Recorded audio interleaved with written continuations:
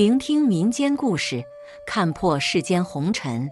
大家好，欢迎来到离经叛道。民间故事：大夫日日救人，夜夜遭受咳嗽折磨。道士一指门前白灯笼，背后隐藏的秘密是什么？在明朝时期，位于完县的五里岗是一个风土人情淳朴的地方。这里的居民主要以耕作为生。但他们有一个独特的传统，每年他们会将农作所得的部分收入集资，交给村内的族长保管。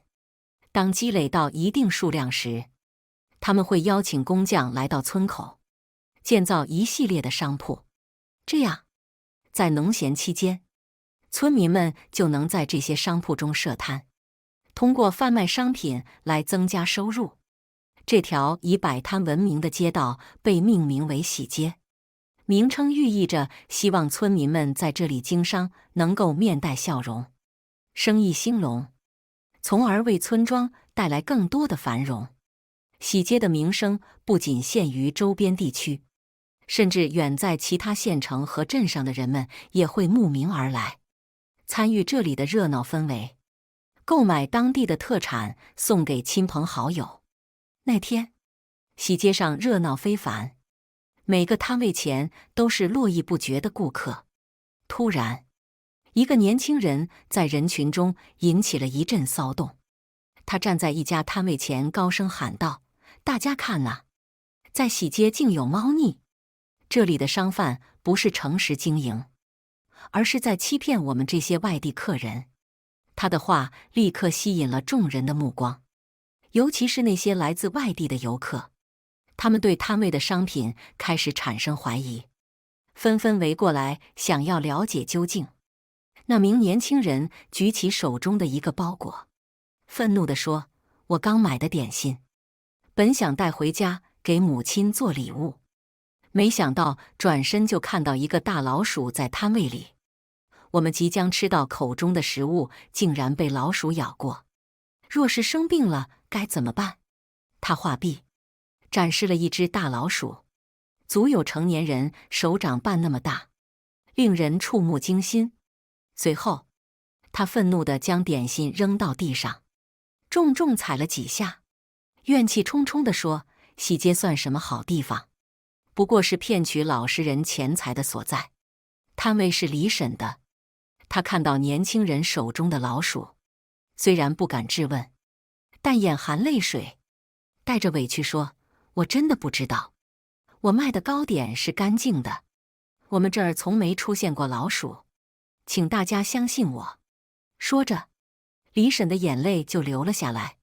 尽管男子坚持不懈地指责，此时，一位看起来破旧不堪、类似乞丐的男子介入了这场争执。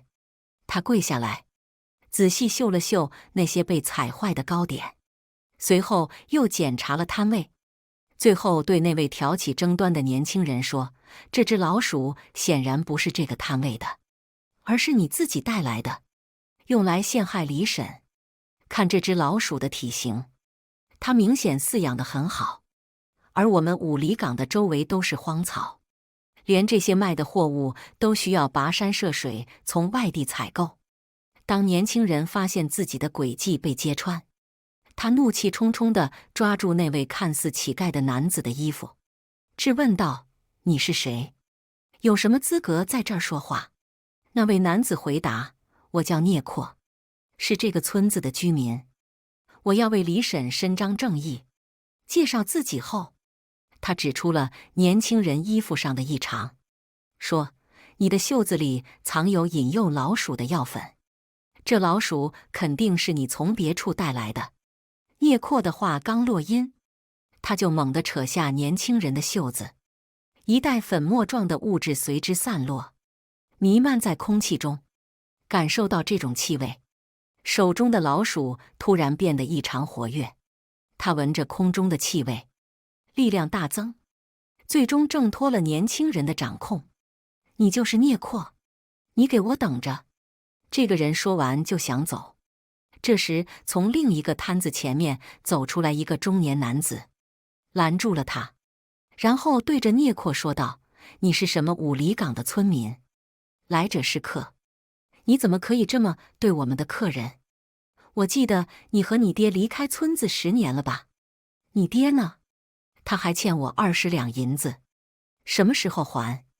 男子听了，停下脚步，对中年男子说道：“还是老伯有眼光，我是个客人，他竟然跟我斤斤计较。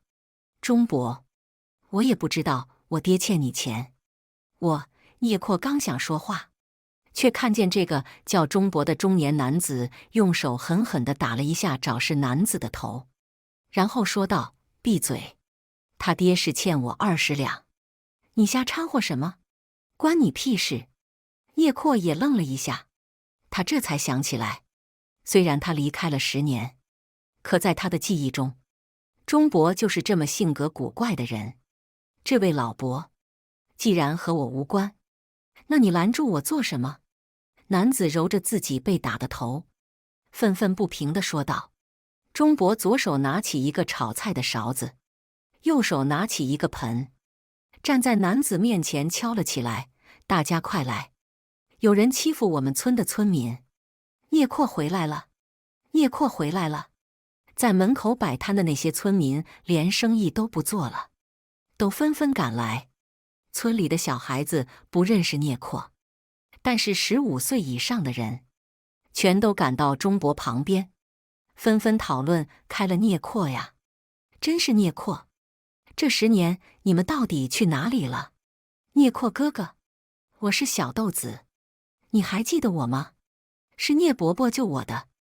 钟伯让大家都安静下来，然后对着那个找事的人说道：“聂阔他爹是欠我20两，但是你听好了，我儿子在夜里发烧，是聂阔他爹来治好的。李婶的老伴当初去山上砍柴被蛇咬，也是聂阔他爹给救的。还有我们现在这个摊子能这么做生意，都是聂阔的爹给我们出的主意，钱是他欠的，这是我们村内部的事情，可人不能随便让外人给欺负了。让你留下来是要你明白这个理，知道了吗？”那个年轻人本想借着钟伯修理一下聂阔，哪知道偷鸡不成蚀把米，被一群村民围住了。这些村民此时要和他拼命，好汉不吃眼前亏，他只好转过头去，对着聂阔深深的鞠躬，也对着李婶鞠躬，咬着牙说道：“对不起，是我错了，我不该找你们的麻烦。”他道完歉，钟伯和这些村民才让他离开。这个男人走后，天快黑了，那些看热闹的人也纷纷散去，大家都回到自己的摊位，将东西收拾好。每个人都热情地想让聂阔来自己家做客。聂阔把手一挥，说道：“谢谢各位叔叔伯伯，我要先回家将家里打扫一下，这样才好住人。”聂阔花了好长时间才将家里打扫干净。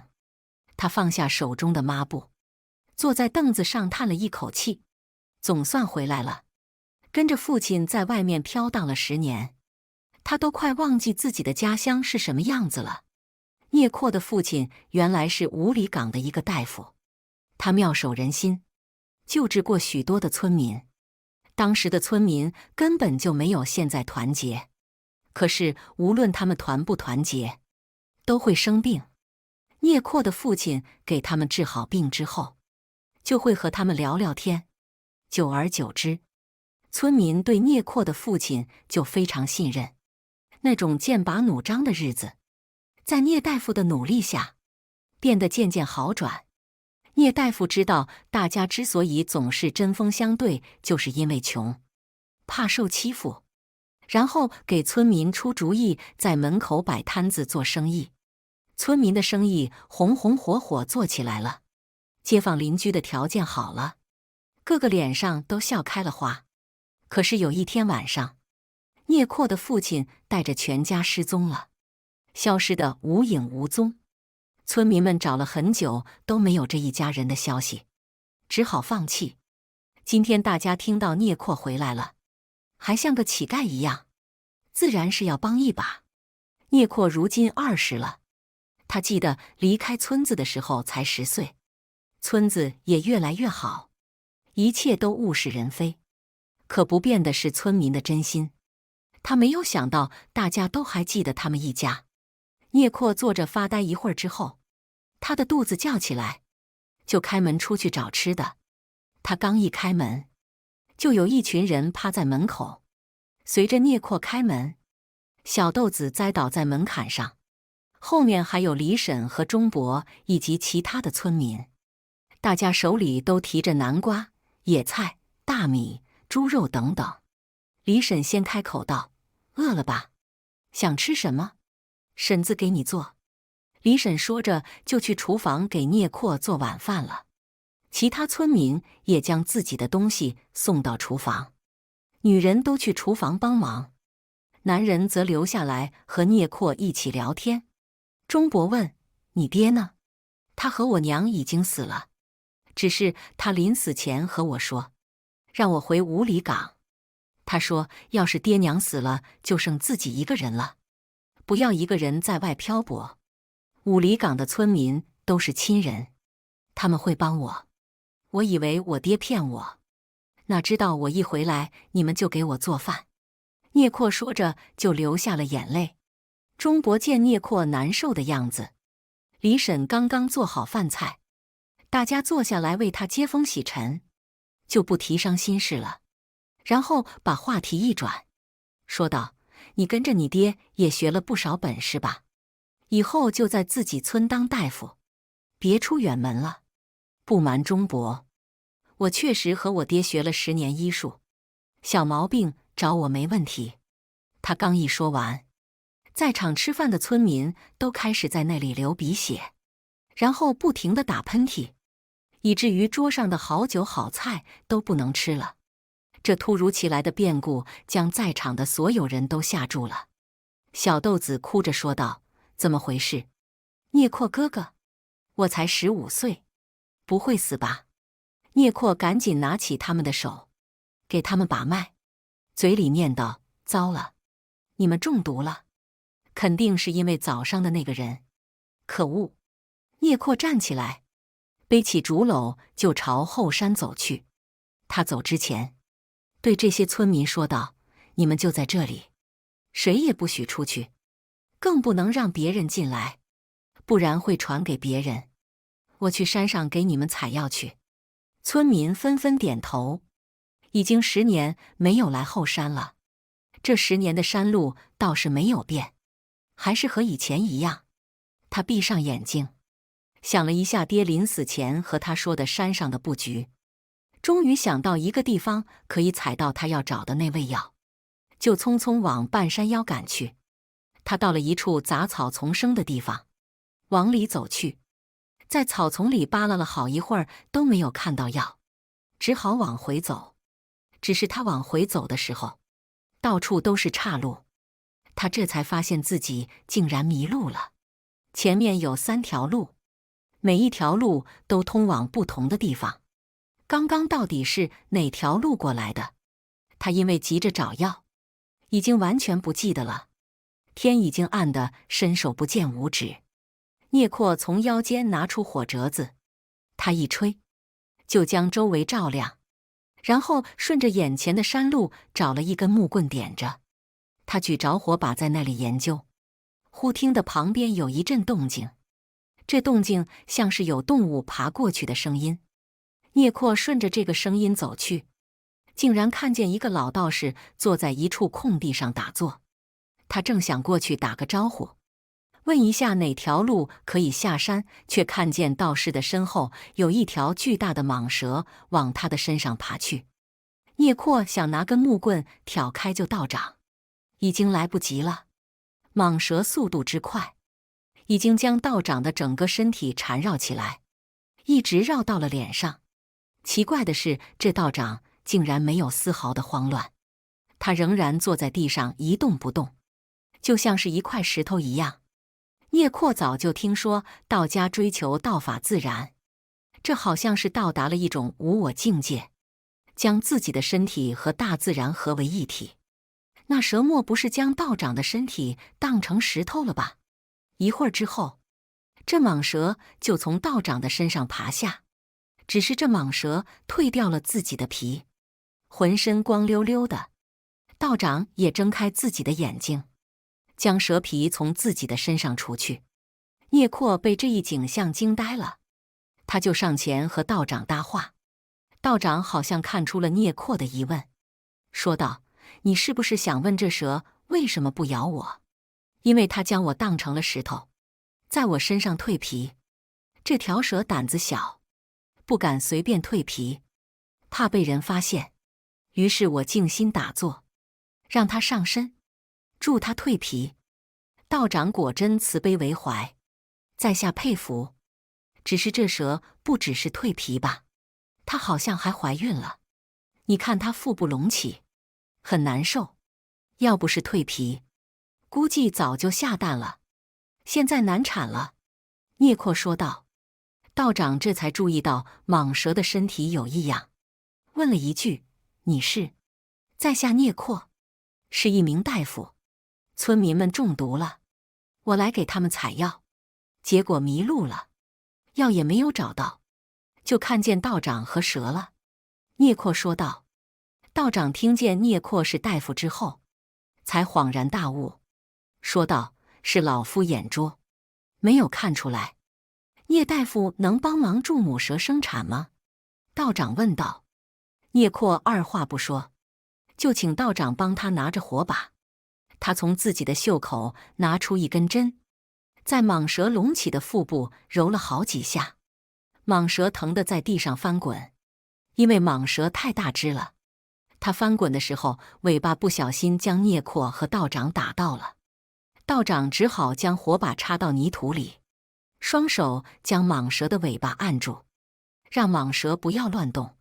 一会儿之后，聂阔深深地吸了一口气，然后找准位置，将手中的针扎入蟒蛇的身体。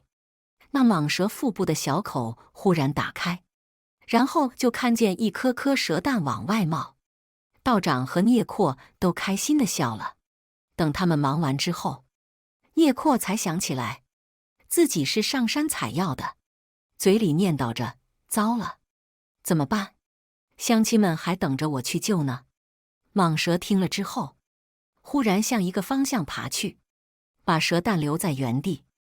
道长和聂阔面面相觑，难道他们两个要守着蛇蛋？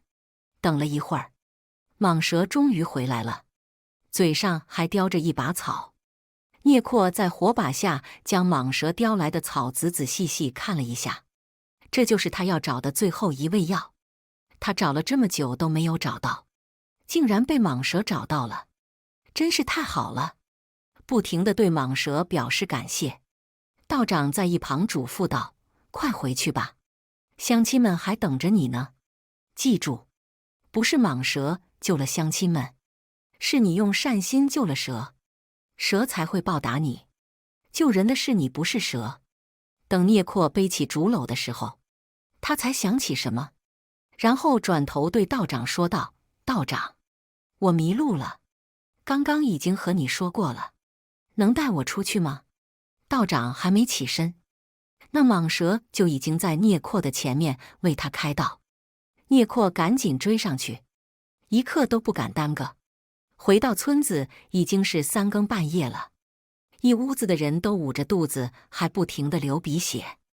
聂阔赶紧将药给煮了，让大伙儿喝上。弄好之后，他抬头一看，东方已经泛白了。一伙人全都在聂阔家的床上、地上、椅子上打盹，直到中午才醒来。大家都感谢聂阔，钟霸气得手抖。他对大伙说：“我们这几天摆摊的时候眼神麻利点儿，一定要找到昨天的那个臭小子，敢给我们下药。”大家都纷纷同意。看见聂阔为他们忙了一个晚上都没有睡觉，大伙帮他将昨天晚上的碗筷收拾了之后，都回家不打扰聂阔休息了。聂阔刚刚回来第1天就遇上这些事情，他总算可以睡个好觉了，就躺了下来。他快睡着的时候，好像看见眼前跑过一只老鼠，可是他太累了，就渐渐进入了梦乡。聂阔哥哥，开门，我爹病了，肚子好痛，你快来帮他看看。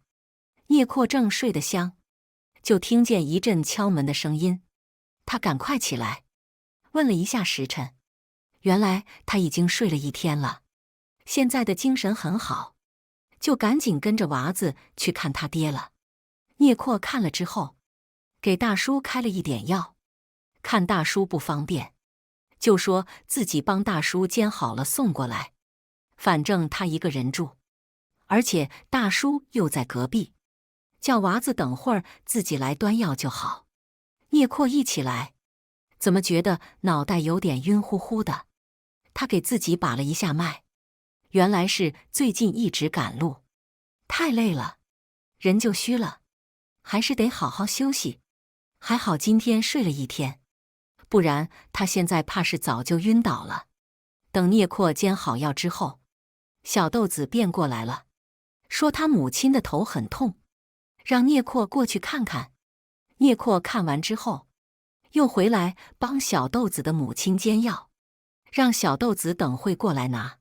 说来也怪，自从聂阔回村之后，村民的病就多了起来，大家时不时的就来找聂阔看病。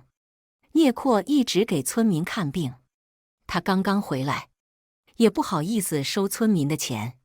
村民现在有钱了，都会主动给聂阔。聂阔很是感激，可是他自己却忽然咳嗽不止，也不知道为什么。每次他帮别人煎完药，咳嗽就会越发的严重，而他自己帮自己把脉的时候，症状又好了。这一天晚上，他煎完药又开始咳嗽，就早早的躺在床上睡了。可是越到半夜，他就咳得越猛，最后整个人都睡不着了，就赶紧喝水。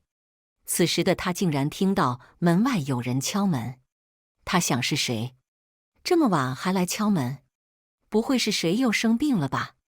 他开门前问了一句：“谁？”可是外面没有人应答。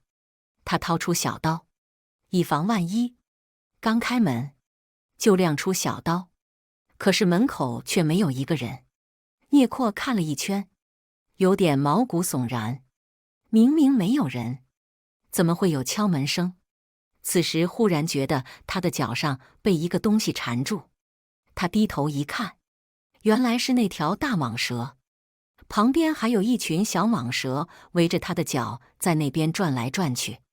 虽然曾经在山上救过这蟒蛇，但是三更半夜看到这蛇，聂阔还是被吓得一趔趄，倒在地上。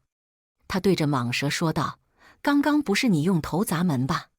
这蟒蛇竟然听得懂人话，不住地在那里点头。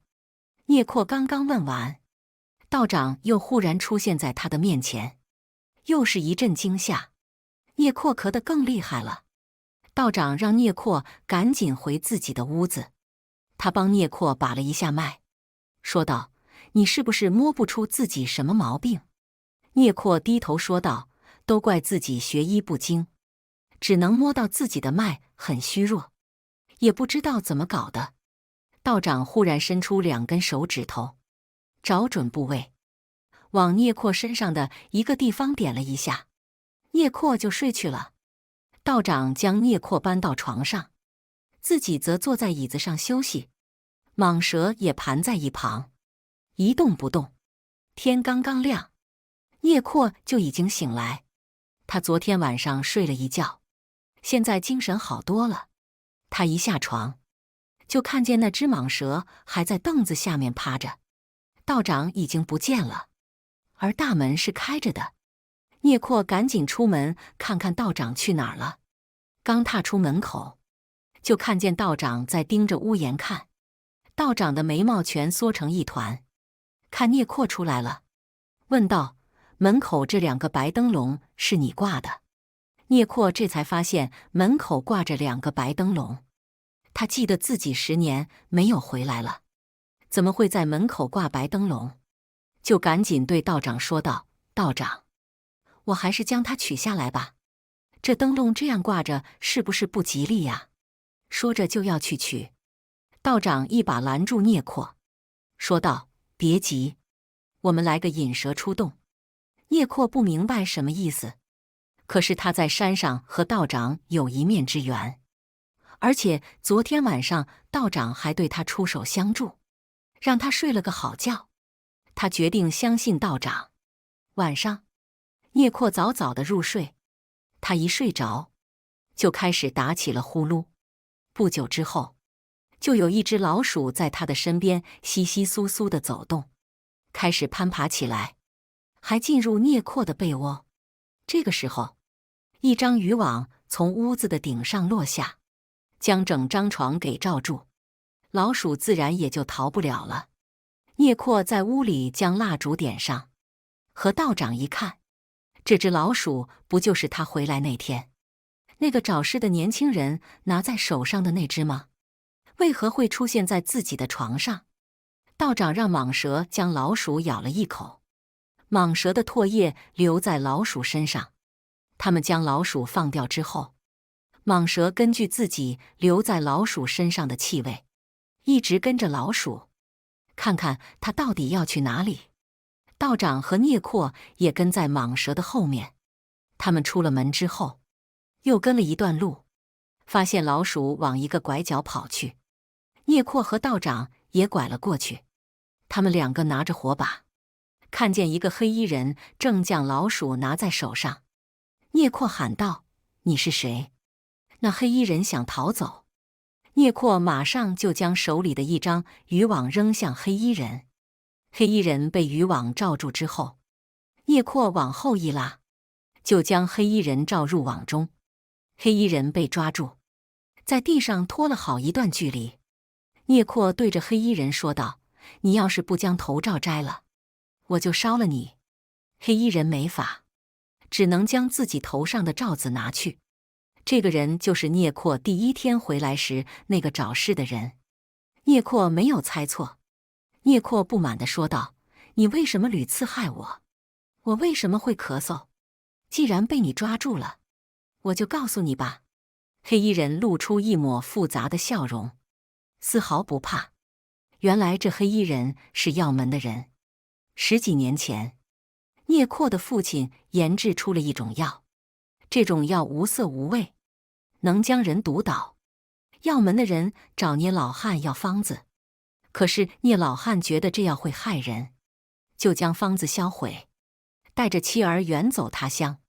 10几年过去，药门的人一直在找寻他们的下落，得知聂老汉已经去世，那方子肯定在他儿子身上，所以在聂阔回村的第一天，想制造混乱，抓走聂阔。哪知聂阔自己站出来，还惊动了村民。这条路子是走不通，于是在晚上的时候，给村民下药，让村民得病。药门的人以为将村民放倒，村民就会和聂阔产生矛盾。哪知道聂阔去山上采药救了村民，最后他们就在聂阔的门口挂了一个白灯笼。这个白灯笼里面放了药门特有的一种毒，中了这种毒的人，平时是没有事情的，但是若帮别人煎药的话，闻了那些药味，就能激发体内的毒，不停地咳嗽。药门的人不断对村民放毒，让聂阔来给他们治病。聂阔就回家给他们煎药，从而吸入了药味。而白灯笼里有毒的药粉，则是通过这只老鼠来传送。他们控制了老鼠，让老鼠去灯笼里取毒粉，经常在聂阔睡觉的时候送入聂阔的鼻子下面，让他吸入。还好那天道长也在，老鼠才不敢行动。而这道长和聂老汉也是多年的朋友。那天在山上聂阔报出自己名字的时候，道长就知道聂阔会有危险，而蟒蛇则提前预知了危险，深夜将道长带到聂阔的家中，和聂阔来一招引蛇出洞，一切都水落石出。黑衣人讲完之后，就从自己的身后拿出一把大刀。这把大刀将渔网割破，黑衣人从渔网里走了出来，说道：“你以为你真的能抓住我吗？看我的厉害！”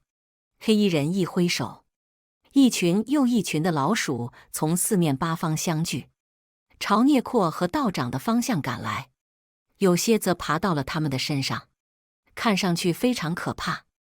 道长立刻坐下来，进行打坐，变得无声无息，和自然融为一体。那些老鼠以为道长是一尊石头，就从他身上爬下来了。可是聂阔这边就危险了，那些老鼠不断往他身上爬。关键时刻，一条又一条小蟒蛇爬到聂阔的衣服上，将他身上的老鼠给叼走，还在聂阔的脚边形成一个圈圈，任何老鼠都别想近身。钟伯带着村民，所有人手上都拿着火把，朝黑衣人的方向赶来。钟伯和李婶说道：“又是你！我们村和你无冤无仇，你三番四次想害我们，居心何在？各位，他是我们五里岗的敌人。”此时灯火通明，村民的火把照在黑衣人的脸上，他的脸上仍然露出桀骜不驯的笑容，问聂阔：“快把你爹的方子交出来，不然我就放毒，将所有的村民都给毒倒。你不知道我手上的是什么吧？这个叫含笑半步癫。等下我将药粉一撒，你就知道后果。要不要和我赌一次？”在这紧要关头，聂阔坚定地面对着困境。尽管钟伯在旁边劝解，强调五里岗的人民绝不向恶势力屈服，聂阔的内心却充满了矛盾和自责。他深感，如果不是自己的回归，村民们也许不会面临这样的困境。生命可以给你，但请放过这里的人们。聂阔的话语充满了决绝。面对这种牺牲，那恶人却毫不动容，威胁要一并取走所有人的性命。就在紧要关头，一个意想不到的转机出现了。一条巨蟒突然出现，紧紧缠绕住那恶人的手臂，阻止了他散播毒药的行动。其他小蟒蛇也加入了进来，限制了他的行动。在蟒蛇的力量下，恶人无力反抗，最终药粉全部倒入了他自己的口中。他在绝望中笑声凄凉，终于毒发身亡。之后，曾被他操控的老鼠群涌向他的遗体，不留一丝痕迹地将其消融。聂阔面对这一幕，心中充满愧疚，对村民们表示歉意。但钟伯的一巴掌和一句话打破了沉重的气氛，提醒他生活还得继续。最终，聂阔决定留在村中，继续他的行医之路，娶妻育子，并代代相传，为村民们带来希望和治愈。这个故事传达了几个深刻的道理：一、真相与正义最终会胜出。故事中，尽管聂阔面对了巨大的误解和挑战，最后真相大白，正义得到了伸张。这提醒我们，在面对不公和诬陷时，坚持真理是非常重要的。二、团结与互助的力量。村民们的团结和互助展示了社区力量的重要性。在困难时刻，大家共同面对挑战，彼此支持，最终克服了困境。三、牺牲与无私。聂阔愿意牺牲自己来保护村民，展示了无私和牺牲精神。这种精神激励人们在面对挑战时，能够考虑大局，为他人着想。四、勇气与决断。面对恶势力，聂阔和钟伯等人展现了勇气和决断力。他们不畏强权，勇于站出来捍卫正义，提醒我们在关键时刻要有勇气做出正确的选择。五、善良与宽容。故事的结尾，钟伯的行为体现了善良和宽容。即使在经历了种种挑战后，他们仍旧保持着对生活的乐观和对他人的关怀。通过这些教训，故事鼓励我们在面对困难和不公时，保持正直、勇敢和乐观，同时也强调了社区团结和互帮互助的重要性。好了，今天的故事就说到这，这里是离经叛道，下期视频我们再见。